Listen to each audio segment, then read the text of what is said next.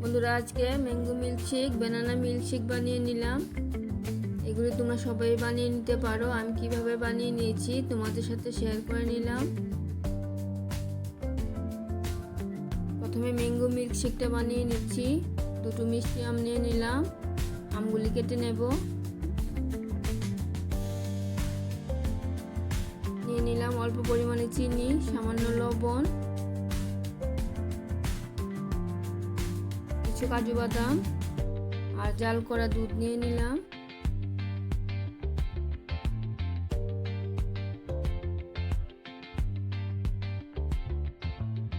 আমটা কেটে নিচ্ছি। তোমাদের যেরকম ভাবে সুবিধা হবে সেরকম ভাবে কেটে নেবে।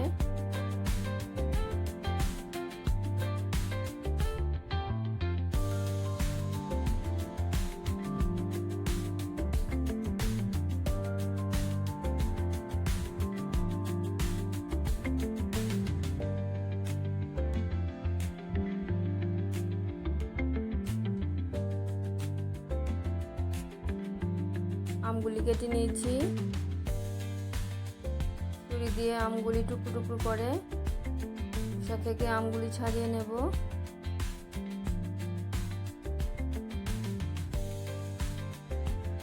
মিক্সির মধ্যে আমগুলি নিয়ে নিচ্ছি।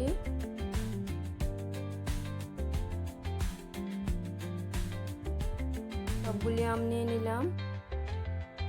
সামান্য লবণ দিয়ে দিলাম,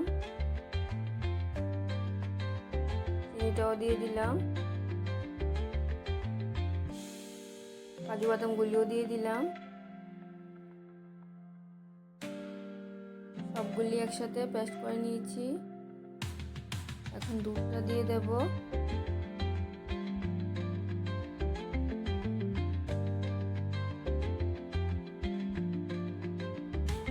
দুধটা দিয়ে আবার পেস্ট করে নেব।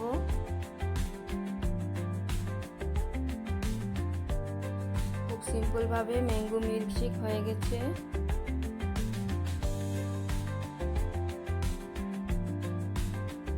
গ্লাসের মধ্যে ঢেলে নিচ্ছি।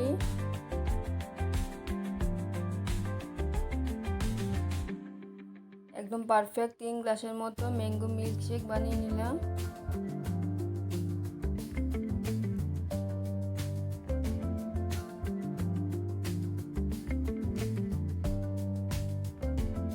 কিশমিশ আর কাজু বাদাম দিয়ে গার্নিশ করে নিচ্ছি।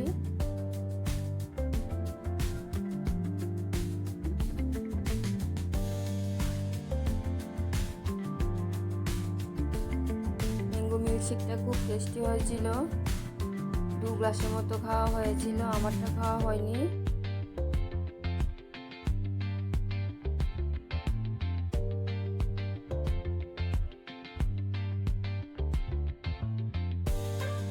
থেকে বের করে আমি খেয়ে নিচ্ছি। একদম আইসক্রিমের মতো লাগছিল। ভালো লাগলে একটা লাইক দিয়ে দেবেন।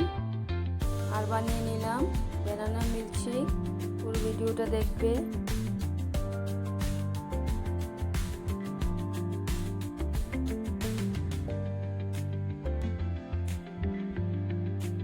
নিয়ে নিলাম 3টে সফরি কলা, সামান্য চিনি আর অল্প কাজু বাদাম আর জাল করা গরুর দুধ নিয়ে নিলাম। দুধটা একদম ঠান্ডা।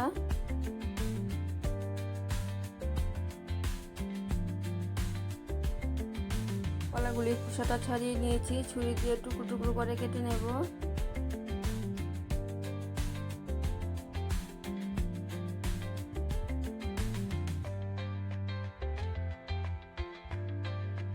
কলাগুলি টুকরো করে কেটে নিয়েছি। মিক্সির মধ্যে নিয়ে নিলাম।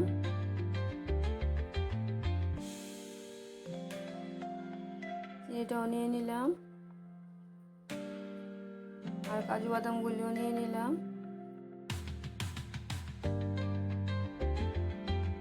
দুধটাও ঢেলে নিচ্ছি।